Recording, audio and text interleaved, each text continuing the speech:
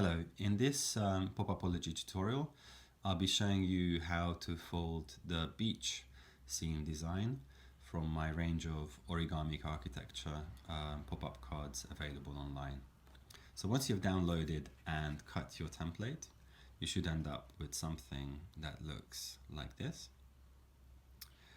And as you can see, this is a kind of scenery arrangement configuration where we have 3 separate layers that we'll be deploying in sequence, and we'll be going from the background and slowly making our 3D features emerge towards the foreground, towards the base of our design. So in order to begin, what we do, as always, is to establish a gentle crease, fold, along our baselines by just supporting the card in our hand from the back and the base with our digits, whilst with a few free fingers that are left, pressing on the middle plane, on the center planes that you will want to be pushing forwards, but making sure at the same time to keep these areas from snagging on their corresponding apertures. So just establish a very shallow degree of fold by just doing those movements, as you can see here, literally just creating a mountain fold crease here on our main supporting structure, and just incrementally pressing forward across the back of our card and treating it as a continuous plane, but just to a shallow degree of fold, as you can see here. And then we move on to our second layer, and again repeat the process. Just release it from the back by pressing it forward in space, and then just with supporting digits from the back, and also consistently kind of pressing down on the front with our thumb, it will just make those planes come forward, but again just to a shallow degree of fold, before you get to the final section, which is to deploy the sandcastle area in the foreground here. And again, what we want to do is just concentrate on pinching on just below those perforated lines on the base of our card, whilst from the back just gently pressing forward across that plane representing the sandcastle silhouette. And now we want to just go back and repeat the process backwards, so that we are consistently catching up with preceding layers.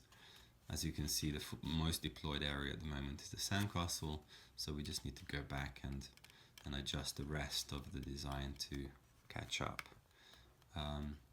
with that area. And if you zoom out and again go back to your baseline, you can actually now press the entire back plane forward, and everything will want to just collapse, but in conjunction with each other. So you want this process to take place as much as possible across your entire design, rather than in isolated areas. And as you're pressing these planes forward, now you're getting to a stage where the least deployed area is now the sandcastle. So you just want to bring that forward, just slowly and consistently, and in small incremental stages adjust with a gentle pinch, as you can see here. Bring that plane forward in space, and whilst at the same time you're supporting the back of your card with the other hand and literally just snapping it shut, really, but very, very gently from the base, emanating outwards. So you want to be kind of caressing it into a more and more pronounced fold, but not to neglect the front of the card. You need to be doing this in conjunction with one another, so you need to be pressing with one hand with a pinch and another pinch from the front to kind of adjust that foreground area.